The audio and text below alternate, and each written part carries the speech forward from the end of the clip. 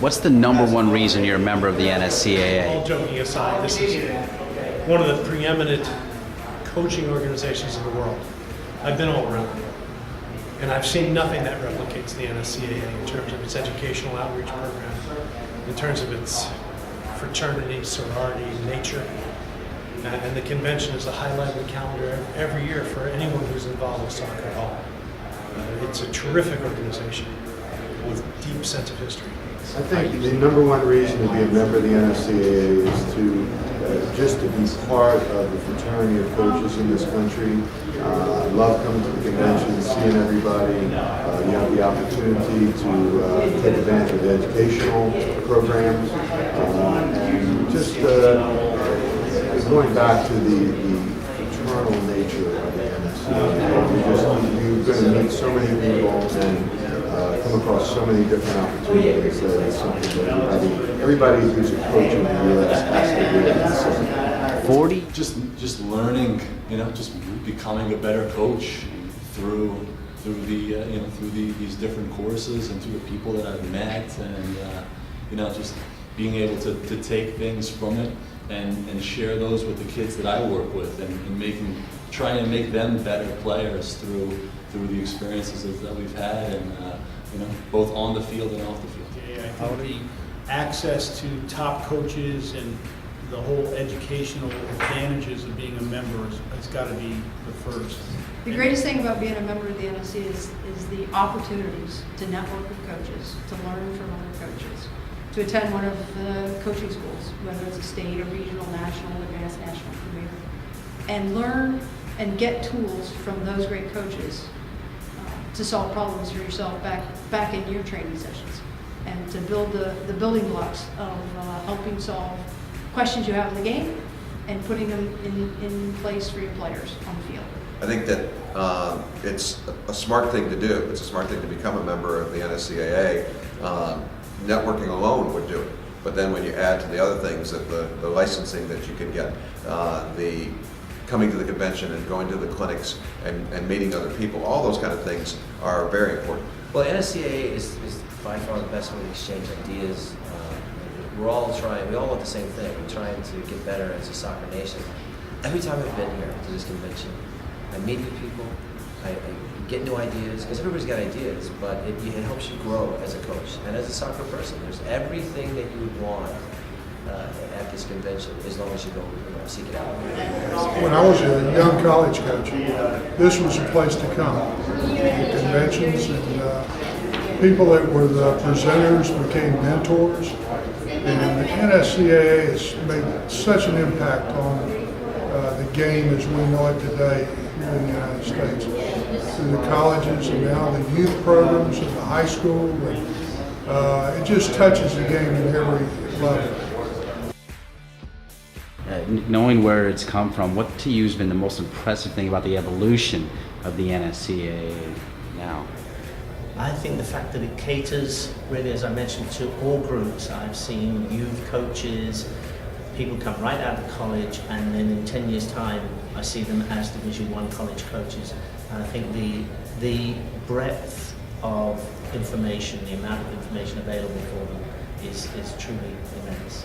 You know what, I think the thing that we've seen is maybe just the overall growth. I mean, 15, 18 years ago, I'm not sure exactly what the numbers were, but you weren't seeing 30,000 members. And I think Jeff Tipping with our education department has developed us a curriculum that's second to none, and that certainly has changed over the years. It just continues to get better and more challenging, each year. And his vision of where he wants to take this education program is fantastic. I thought an interesting thing I saw the other day was in one of his presentations to our staff, is he was thinking outside the box and saying we need a university. We need an NSCAA university. And I never thought about that.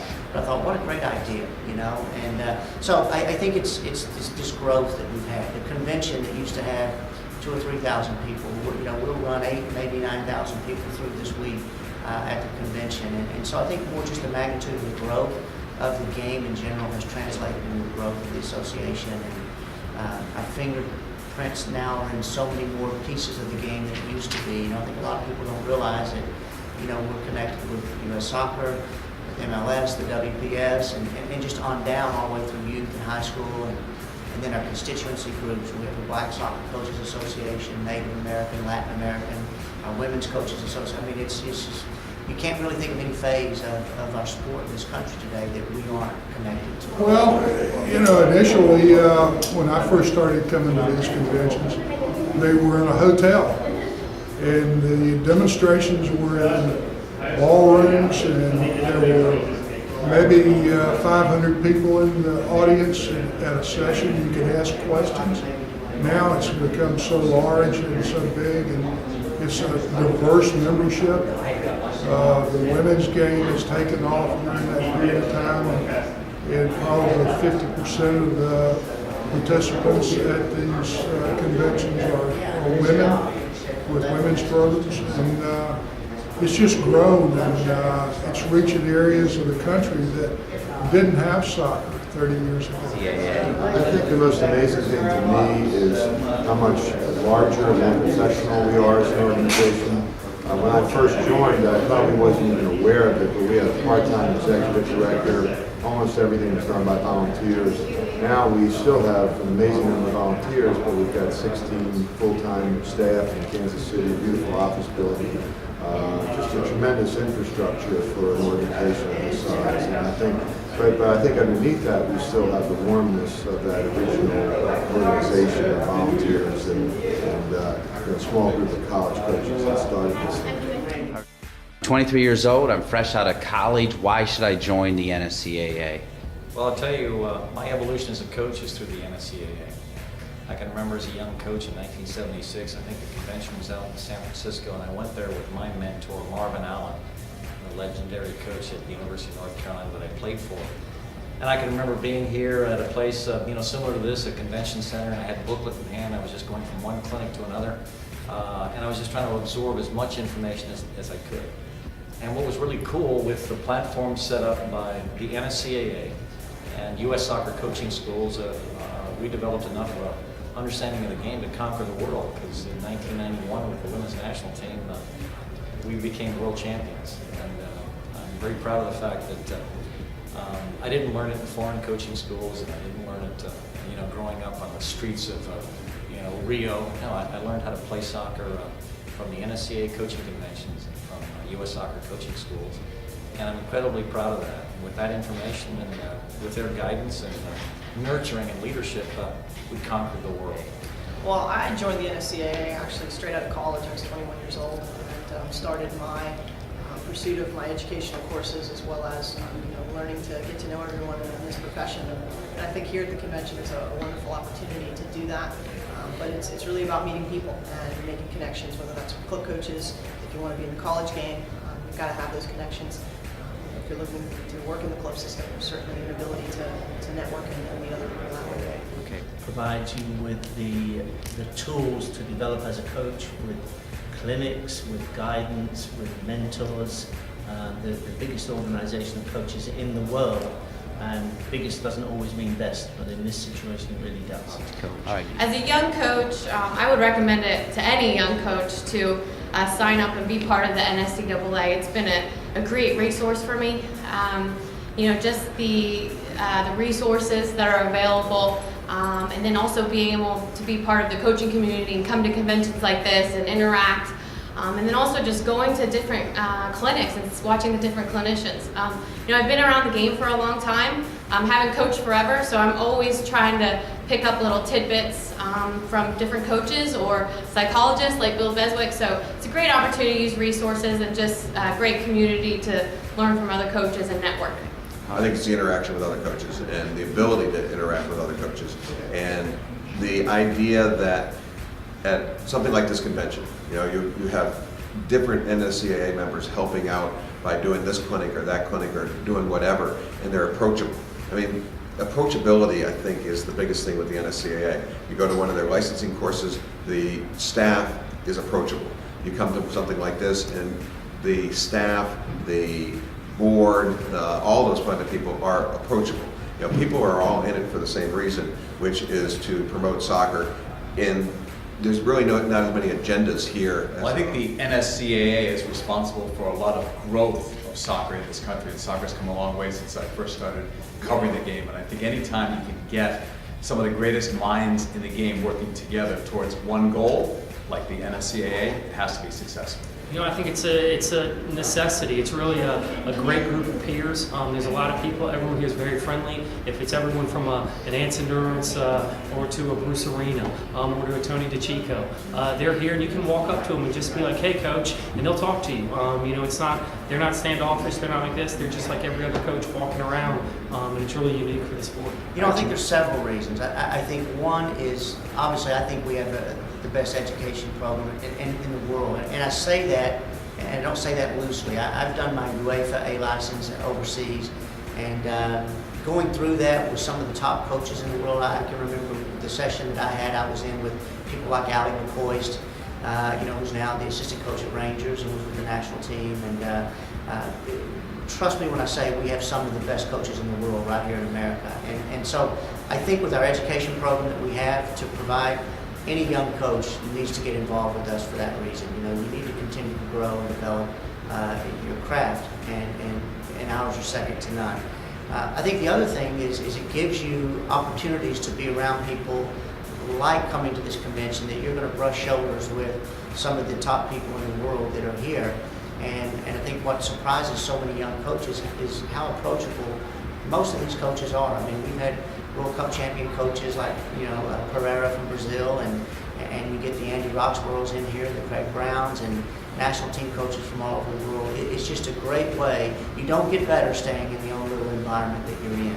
And so I think this gives us a great venue for you to rub some shoulders and get to meet people, and then obviously watch the sessions that are here and learn and continue to grow in that way. But I guess then lastly, it's just a network. When you think that we have over 30,000 members now, I mean, it's a network, and that's, as you well know, that's what life's all about, is networking and knowing the right people, and it's a great resource for any young coach. Well, you know, being a player is much different than being a coach. So I think I recognized that right away after trying to run a few sessions and using what I knew as a player. But it's two totally different worlds. So coaching education is something that both the coaching staffs that I work for really preach. Both the coaching staffs I work for have extensive coaching education backgrounds. So I knew right away that if I wanted to be serious about being a coach, that I would have to take the coaching education very seriously, which has been a pleasure to do. It's been some hard work, but I think it's been more fun than hard work. Well, I think that the association supports the coaches. They have various programs that support the coaches. The coaching education, the courses that are offered are user-friendly. They're there to help the coaches and to teach the coaches. It's a true learning experience, and I think it's an association for a lifetime. Well, if you're a young coach, your NSCAA is a must. You should join. I did when I was a young coach, and that's why I've been around with it for 25 years. It's, like I said, it's a best resource you have as a young coach.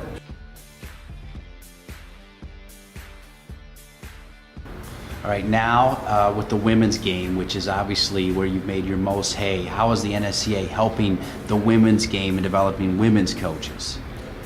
Well, the NSCAA has done a lot for women and women's coaches. The Women's Coaches Committee has great initiatives. It brings in some of the top women's coaches from around the world, certainly the top women's coaches in America, and you know, it's helped our women and our women's coaches make great strides.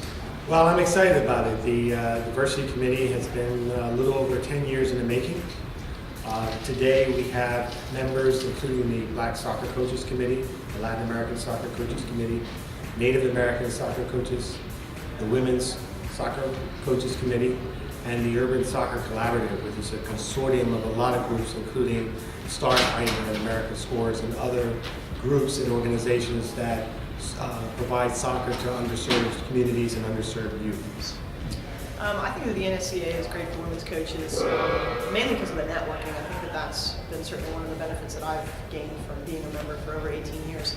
Just meet some amazing people through coaching schools as well as here at the convention, and those are relationships that you continue throughout your coaching times. All right, Lauren. The NSCAA is great for coaches of women's soccer because of the opportunities we have, again, within the association. We have a women's committee.